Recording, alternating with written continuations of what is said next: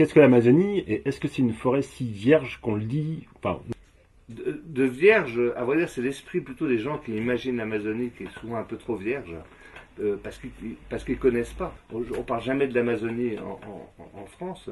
D'ailleurs, c'est simple. Les gens aiment en général tout ce qui est pays exotique, un peu extrême. Donc, vous allez trouver plein de livres sur l'Alaska, plein de livres sur le Sahara ou la Sibérie, et sur l'Amazonie, il n'y en a pas. Et alors, sur l'histoire humaine de l'Amazonie, encore moins, il y en a pas.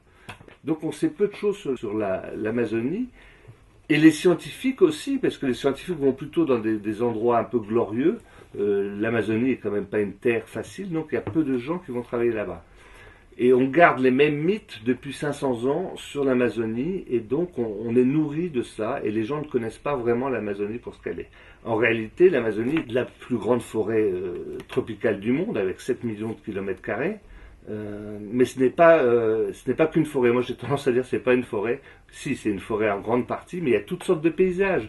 Il y a des plaines alluviales, des marécages, des prairies inondables. Il y a même des montagnes de 3000 mètres d'altitude, des espèces de hauts plateaux. C'est là où Sir Arthur Conan Doyle a placé son monde perdu, c'est une espèce d'isola au sud du Venezuela. Enfin, il y a une variété de paysages.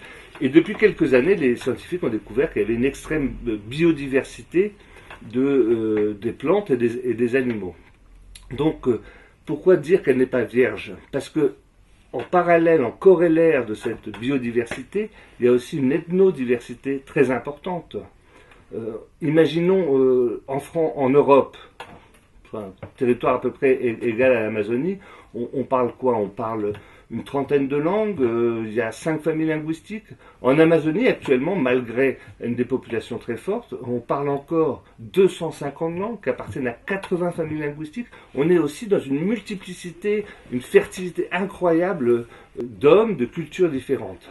Et ces cultures, qui sont là depuis 10 000 ans, ont changé le faciès de l'Amazonie. Ils ont transformé l'Amazonie, et l'Amazonie que l'on voit aujourd'hui est le résultat d'une action millénaire de l'homme sur cette forêt. donc comment est-ce qu'on travaille l'archéologie? Comment est-ce qu'on est archéologue dans un milieu aussi particulier que l'Amazonie?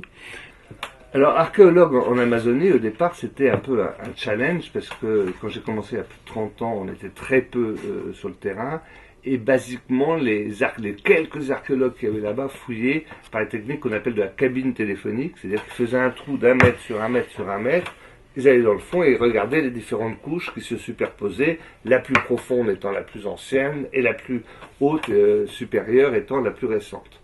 C'était très limité, surtout quand vous parlez de villages qui faisaient plusieurs dizaines d'hectares, ça donnait pas forcément grand-chose. Donc il a fallu inventer une archéologie adaptée aux tropiques, parce qu'aussi on n'est pas dans le milieu, on utilisait des techniques au départ, des méthodologies qui avaient été mises au point dans les pays tempérés, mais qui ne s'adaptaient pas forcément à l'archéologie des tropiques, qui est quand même particulière. On n'a pas des sols très épais, parfois les couches d'occupation sont extrêmement fines, elles ne sont pas superposées, il n'y en a qu'une, donc il faut inventer des techniques pour comprendre l'archéologie là-bas. J'ai eu une chance à un moment, c'est que je travaillais beaucoup avec des Amérindiens en Guyane française, et un jour, je viens saluer mes amis amérindiens, et je vois le village vide, totalement vide. Je les cherche, et à vrai dire, ils avaient migré de quelques kilomètres, mais je me suis dit, c'est une chance unique pour l'archéologue. J'étais en train de finir ma thèse en plus. Une chance unique, c'est que j'ai un site sous les yeux. Donc, ce que j'ai fait, j'ai fouillé ce site avec les techniques que je connaissais. J'ai relevé tous les trous de poteaux, tous les vestiges sur le sol. Enfin, et en me mettant des œillères, en essayant de comprendre ce site pour lui-même, comme un site archéologique. Et j'ai fait mes interprétations, ça. Et après, je suis allé avec le chef du village. Je suis revenu pour vérifier mes interprétations. En gros, je m'étais trompé dans 80% des cas, parce que j'avais mal su lire, j'avais fait preuve d'arrogance, j'avais pensé de façon biaisée. Pas un exemple tout bête, à un moment je lui dis, alors, qui habitait dans cette maison? Il me dit, mais il n'y a jamais eu de maison là. Je dis, bah si, il y a eu une maison. Hein. Mais non, il n'y en a jamais eu. Mais si, regarde, il y a des trous de poteaux, donc il y a eu une maison. Il me dit, ah, on avait commencé à en construire une, mais on l'a jamais fini. Et si j'avais été un meilleur archéologue, j'aurais vérifié qu'il n'y avait pas de dépotoir autour de cette maison, donc elle n'avait jamais été utilisée. J'aurais peut-être pu deviner que c'était un cas un peu particulier. Et donc ça m'a permis d'abord de m'asseoir, de pas m'asseoir sur mes certitudes, mais enfin de les interroger, et donc de comprendre différemment l'archéologie. Et donc l'archéologie en Amazonie, il y a des choses spéciales. Par exemple, pour ces champs surélevés, alors au sol, on les voit pratiquement pas. On voit des ombres, on voit rien. Puis en plus, c'est dans des marécages, donc on n'y va pas facilement. Et ben, c'est parce qu'à l'époque, on m'avait dit, c'était dans les années 80, on m'avait dit, l'archéologie aérienne sert à rien puisqu'il y a la canopée, on voit la végétation et elle cache tout ce qu'il y a au sol. Bon. Mais il faut toujours vérifier ce que disent les gens, surtout quand eux-mêmes n'ont pas essayé. Donc j'ai été faire des survols en ULM au-dessus des marécages de la côte de Guyane, et j'ai découvert ces milliers de buttes qu'on ne voyait finalement que du ciel et pas tellement du sol. Et c'est comme ça que j'ai eu la révélation d'une agriculture très intensive le long de la côte des Guyanes. Donc ce qu'il faut, à vrai dire, c'est adapter. Il n'y a pas une technique, une méthodologie à faire en Amazonie pour faire de l'archéologie, mais il faut à chaque fois s'adapter à des cas particuliers puisque tous les milieux sont différents. Donc c'est ce que j'essaye de faire depuis toutes ces années, et puis depuis, il y a de plus en plus d'archéologues qui sont intéressés à l'Amazonie, notamment des pays concernés. L'Amazonie couvre 9 pays, s'étend sur 9 pays différents, le Brésil, le Pérou, la Bolivie, l'Équateur, la Colombie, le Venezuela et les Guyanes, et donc il y a de plus en plus de gens de ces pays qui s'y impliquent, et depuis assez récemment, des Amérindiens eux-mêmes qui essaient de comprendre leur passé à travers les vestiges et traces laissées dans le sol. Et donc parmi les nouvelles techniques, parce que visiblement c'est assez récent, qu'est-ce que l'écologie historique? Alors, l'écologie historique, plus qu'une technique, plus qu'une méthodologie, je dirais presque que c'est un mode de pensée, un mode d'approche du paysage. L'écologie historique s'intéresse essentiellement au paysage, mais non plus comme on l'a longtemps fait sous une forme figée d'une simple image du paysage, mais essayer de comprendre l'évolution de ce paysage à travers les ans, à travers les siècles, et de voir comment évolue ce paysage, comment il se transforme, comment il est transformé, et essayer de comprendre ces différences au cours du temps. Donc c'est plus un mode d'approche de la nature qu'une simple technique ou une simple discipline. L'écologie historique concerne toute une évolution, elle ne s'arrête pas à un certain moment. Le paysage a été transformé à l'époque précolombienne, oui, par les précolombiens, mais ça a continué après. Les hommes, les occidentaux ont occupé des territoires indigènes durant 500 ans, depuis donc la conquête de l'Amérique.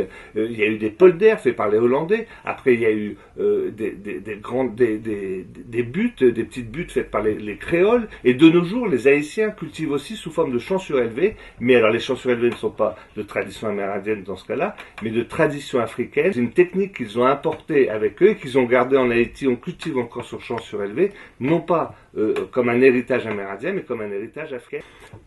Je vais vous donner un exemple de recherche en écologie historique. C'est le projet qu'on a mené avec un collègue écologue. On a dirigé un projet tous les deux.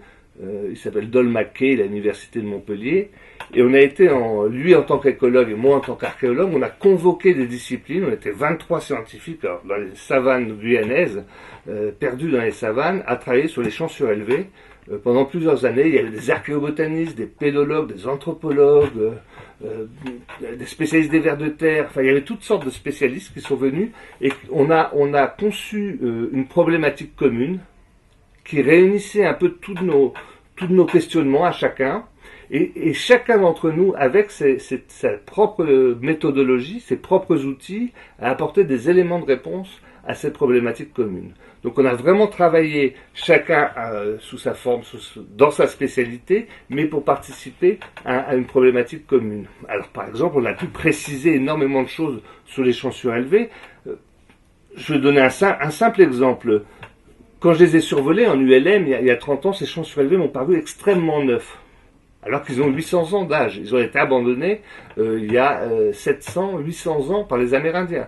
Donc des buttes, sachant qu'il y a 3 à 5 mètres de pluie en Amazonie, donc une énorme érosion, comment ces buttes de terre en plein air ont pu survivre pendant tous ces siècles. C'était un peu étrange.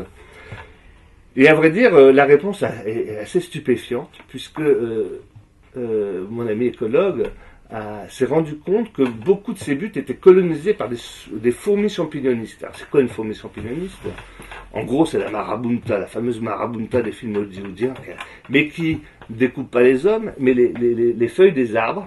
Elles sont capables de défolier un arbre complet en une nuit, et donc découpent les feuilles et se baladent en procession. Alors c'est très beau en forêt, vous voyez une procession de petites fourmis, pas toujours petites, mais qui ont une feuille. Alors on les appelle au Brésil, on les appelle les windsurfeuses, parce qu'elles ont une feuille et ça fait comme une voile. Elles apportent ces feuilles dans leur nez, les mastiquent, pour en faire, mélanger avec leur salive, pour en faire une espèce d'amendement pour cultiver des champignons, parce que ce sont des cultivatrices de champignons. Elles ont des nids sous forme de puits avec des chambres latérales dans lesquelles elles cultivent des champignons qu'elles vont manger. D'où leur nom, fourmis champignonistes. Et donc, beaucoup de ces buttes avaient des fourmis champignonistes dedans. Et en creusant leur galerie, en remuant la terre, en apportant des éléments organiques venus de l'extérieur, elles maintiennent une certaine vie dans ces buttes, et surtout, comme elles creusent des galeries et posent les rejets au sommet de la butte. Alors une fourmi qui dépose un grain de sable, c'est rien, mais quand elles sont des milliers, ça fait quand même de la masse, et ça maintient la butte à une certaine altitude, ce qui est important, au-dessus du niveau de l'inondation. Donc quelque part, elles ont maintenu les buttes neuves, et ce qu'on peut observer, c'est que les agriculteurs, les mammifères humains, sociaux, agriculteurs que nous sommes, ont construit les champs surélevés, et le jour où ils les ont abandonnés, ce sont des insectes sociaux cultivateurs qui les ont remplacés et qui ont maintenu les buttes. Donc il y a une vraie interaction entre l'homme et la nature dans le cas de cette agriculture, comme souvent dans le cas de l'agriculture et dans d'autres domaines de l'Amérindien avec sa forêt tropicale. Comment peut-on imaginer l'Amazonie précolombienne, c'est-à-dire avant justement la catastrophe de l'arrivée des Blancs et des maladies qui ont été liées à la baisse de la population? Il y a une image assez forte qu'on peut avoir. On imagine assez facilement, lorsqu'on voit un Lacandon, un paysan guatémaltèque actuel, personne n'aura l'idée de le comparer avec les glorieux soldats mayas précolombiens. Lorsqu'on regarde un paysan quichua dans les Andes, personne ne va le comparer avec les majestueux Incas précolombiens. Alors que dans le cas de l'Amazonie, c'est très simple, tout le monde se dit, ils ont toujours été comme ça, des petites tribus perdues, c'était comme ça à l'époque précolombienne, et donc on ne se pose pas de questions sur ce passé. D'ailleurs, la question qui revient le plus souvent avec des gens à qui je parle du passé précolombien de l'Amazonie, c'est qu'est-ce que tu trouves là-bas? Il n'y a rien à trouver. Et en réalité, il y a beaucoup de choses, sauf qu'il faut savoir regarder l'action de l'homme sur cette forêt. Et l'homme a agi à 3 niveaux sur cette forêt, la changeant complètement. D'une part sur la végétation, donc qui culmine parfois à 60 mètres d'altitude. L'homme l'a transformée en favorisant certaines espèces, en empêchant d'autres espèces, en associant des espèces. Il y a des morceaux de forêt qui sont le résultat de l'action humaine sur cette forêt. Donc cette forêt n'est pas vierge, elle est le résultat de 10 000 ans d'occupation humaine, c'est énorme, et de peuples qui ont agi sur cette forêt. Ils n'ont pas fait que ça, ils ont agi aussi sur le sous-sol. Le sous-sol a été transformé par l'occupation des hommes, puisque dans certains villages le long de l'Amazone, il y a eu des villages de plusieurs milliers d'habitants avant l'arrivée des Européens, qui sont restés là des centaines d'années. Et les effets de cette implantation dense et longue ont fait que ça a transformé le sol, et le sol est devenu noir, très noir, une espèce de terreau très fertile qu'on appelle la terra preta, et qui est le résultat d'une occupation longue et donc de beaucoup de charbon dans le sol, du phosphore, enfin un sol très riche, à tel point qu'actuellement les paysans amazoniens vendent ce sol comme un terreau et le vendent cher parce que évidemment les productions sont beaucoup plus fortes grâce à ce terreau. Donc ils ont changé de sous-sol, mais pas seulement. Donc la végétation, le sous-sol, mais aussi le modelé de l'Amazonie a été changé par eux parce qu'ils ont creusé, ils ont surélevé, ils ont fait des buttes pour cultiver, ils ont fait des tertres pour habiter, ils ont fait des chemins surélevés pour aller traverser les zones inondées, ils ont creusé des canaux, ils ont dérivé des rivières, ils ont agi sur le modelé de l'Amazonie. Donc de dire que l'Amazonie est vierge, c'est vraiment une idée qu'on pourrait dire de rétrograde, mais surtout une idée qui sort de l'ignorance. Les Amérindiens ont modelé l'Amazonie. Est-ce que vous pourriez nous faire un descriptif justement de toutes les techniques agricoles qu'ont utilisées les Amérindiens pour cultiver cette forêt particulière et ces milieux divers qu'il y a en Amazonie, en Guyane? Non. Non, je ne pourrais pas parce que les techniques agricoles sont très nombreuses et on commence tout juste à les découvrir. On avait un peu dans l'idée, jusqu'à il y a une vingtaine d'années, que basiquement, les Indiens précolombiens avaient cultivé par brûlis, c'est-à-dire qu'ils coupaient une parcelle de forêt, ils abattaient des arbres, mettaient le feu pour produire du carbone, du charbon qui enrichissait le sol. Les sols amazoniens sont très pauvres naturellement. Et donc ils cultivaient pendant quelques années, 5, 6, 8 ans, avant que le sol ne s'épuise de nouveau et qu'ils aillent donc cultiver un peu plus loin une autre parcelle de forêt coupée et de nouveau brûler, etc. Donc une agriculture itinérante. Et on pensait que c'était le modèle le plus commun, le plus général à toute l'Amazonie. C'est une fois de plus refuser de voir l'évidence. On est sur un territoire de 7 millions de kilomètres carrés, c'est-à-dire la taille, la dimension de l'Australie, c'est énorme. Et vous ne pouvez pas englober ça avec un simple mot qui est la forêt. À vrai dire, c'est vraiment une mosaïque de paysages, une mosaïque de population. Il y a énormément de variétés, et donc des variétés de réponses agricoles selon les milieux.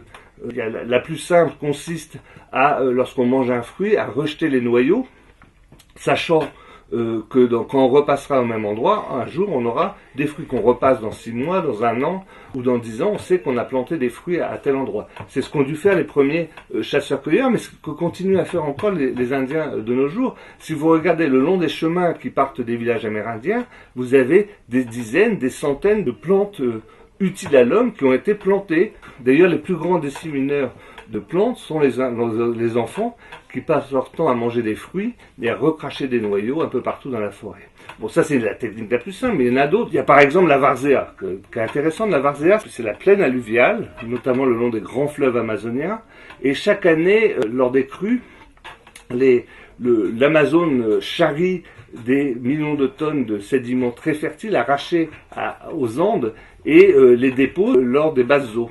Donc vous avez des aires limoneuses le long de l'Amazone qui sont très très fertiles. Alors dans une Amazonie pas très fertile, les paysans se précipitent pour planter dans ces zones fertilisées naturellement.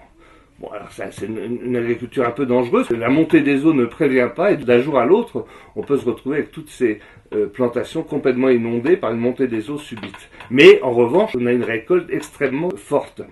Comme autre technique, la technique des champs surélevés, les marécages qu'on trouve au Venezuela, en Bolivie ou dans les Guyanes, le long de la côte des Guyanes, ne sont pas naturellement fertiles et puis surtout sont inondés ou inondables.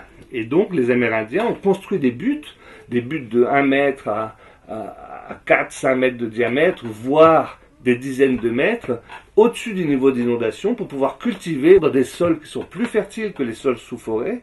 Et donc on cultivait sur des milliers d'hectares. On peut voir dans les photos que c'est des tapis complets de petites buttes vues du ciel qui ont été cultivées par les précolombiens. Alors, des techniques comme ça, il y en a plusieurs, on commence à les découvrir simplement parce qu'on a ouvert notre regard et surtout notre esprit à des possibilités qu'on ne soupçonnait pas autrefois. Donc parler de l'agriculture amazonienne est peut-être un non-sens, il faudrait parler des agricultures amazoniennes, des réponses agricoles qu'ont apporté les précolombiens à ce milieu particulier. Dans cette Amérique précolombienne, dans cette Amazonie précolombienne, qu'est-ce que cultivaient les Amérindiens? Qu'est-ce qu'on mangeait dans cette Amazonie qui quand même a une diversité de plantes assez incroyable? L'histoire des plantes, évidemment, en Amazonie, c'est passionnant parce qu'on n'imagine pas. Bien que ce soit une forêt, on n'imagine pas. On va sortir de l'Amazonie, on va prendre le globe et on va essayer de voir la ceinture tropicale du globe, donc toutes les forêts tropicales humides autour du globe, donc en Afrique, en Asie, et on va regarder tout le globe même. Basiquement, les archéologues ont déterminé 14 foyers, grands foyers de domestication des plantes à travers le globe. Ces 14 foyers, il y en a 11 qui sont sous les tropiques humides. Ce qui est quand même incroyable. Et puis dans beaucoup, par exemple en Chine, enfin en Asie du Sud-Est, on a domestiqué le riz. En Mésopotamie, il y a le blé, l'orge. Enfin, c'est une ou deux plantes à chaque fois. Alors que sous les tropiques, ce sont des dizaines de plantes qui ont été domestiquées. Par exemple, en Amazonie, on sait qu'il y a eu au moins 85 plantes qui ont été domestiquées. Donc c'est plus une plante qui est domestiquée, mais toute une série de plantes. Les tropiques sont créatrices. Elles ne sont pas débitrices du monde, elles sont créatrices. Tout se multiplie sous les tropiques. Alors, les dimensions sont généralement gigantesques, mais aussi le nombre d'espèces de plantes, d'arbres. Vous avez à peu près 18 000 espèces de plantes en Amazonie, là où en France on en a 200. Donc il y a vraiment une balance très différente. Pareil pour le nombre d'animaux. Les insectes. Il y a 2,5 millions d'espèces d'insectes en Amazonie. Comparé au reste du monde, c'est tout de suite la multiplication. Et donc pour les plantes, c'est la même chose, et pour la domestication, c'est la même chose. On a beaucoup domestiqué en Amazonie, que ce soit la cacahuète, l'ananas, le manioc, le cacao. Le cacao le plus vieux du monde, il ne vient pas du Guatemala, il vient d'Amazonie 1500 ans avant. Il y a 6000 ans, en Amazonie équatorienne, on consommait du cacao. Donc le problème de la domestication, c'est qu'il faut regarder plus vers les tropiques pour comprendre d'où viennent les plantes domestiquées. D'autre part, sur les plantes consommées par les Amérindiens, ils n'en consommaient pas une, mais beaucoup. Dans les champs, on cultivait plusieurs plantes. De nos jours encore, on cultive facilement dans un champ plus de 60 plantes différentes. La diète ne repose pas sur une seule plante. Mais il y a toujours une plante dominante. On a longtemps dit que c'était le manioc. Les recherches récentes ont montré que le manioc n'était pas forcément cultivé aussi intensément à l'époque précolombienne. Tout ce qu'on a trouvé comme micro-restes de plantes dans les outils, dans le sol, on a trouvé beaucoup plus de maïs. Donc le maïs était probablement plus commun à l'époque précolombienne que nos jours. Pourquoi le manioc? Alors la question elle est vraiment intéressante. Pourquoi le manioc? Peut-être, c'est une hypothèse, le manioc est une plante venimeuse. C'est-à-dire qu'on ne peut pas la consommer tout de suite, elle contient de l'acide cyanhydrique, une espèce de cyanure, et si on mange le manioc à un tubercule sans préparation, on en meurt, c'est un poison. C'est quand même le seul endroit au monde où les gens basent leur diète sur une plante venimeuse. Alors, il y a tout un processus assez compliqué pour extraire ce poison, pour pouvoir réduire en poudre cette plante et la griller et la manger. C'est toute une série d'appareillages pour le râper, pour l'éplucher, pour le presser, enfin, c'est assez compliqué. Et donc vous expliquez dans votre livre que cette complexité de la préparation du manioc a permis aux Amérindiens d'avoir une plante qui soit très difficilement pillable. C'est beaucoup plus difficile de piller et de consommer le manioc que par exemple le maïs. Donc les Amérindiens avaient un savoir-faire en termes d'agriculture particulièrement développé. Est-ce qu'on a perdu des connaissances et des savoirs avec la disparition massive des Amérindiens d'Amazonie? Il faut quand même savoir qu'on a perdu, en perdant les Amérindiens, en perdant 95% de la population amazonienne a disparu à cause de la conquête. On a perdu tout un savoir et on apprend petit à petit à le redécouvrir. En tout cas, il y a une chose qu'on peut faire, c'est écouter beaucoup plus les populations autochtones. Alors je ne parle pas seulement de l'Amazonie là, mais les populations locales, qu'elles soient en Afrique, qu'elles soient en Australie, qu'elles soient en Asie, dans les Andes ou en Amazonie, savoir les écouter un peu plus. On a des grands changements climatiques qui sont en train de se passer en ce moment. On a eu l'arrogance de penser qu'on pouvait d'abord ne pas y faire attention, secondement qu'on pouvait les régler seuls. Je pense qu'il faut savoir écouter un peu plus les peuples autochtones. Et dans l'agriculture, c'est pareil. Les conseils pour la permaculture, par exemple, qui se développe beaucoup en Europe maintenant, il faut qu'elle s'appuie sur des savoirs ancestraux, des savoirs qui n'ont pas été perturbés par l'industrialisation à outrance, comme chez nous.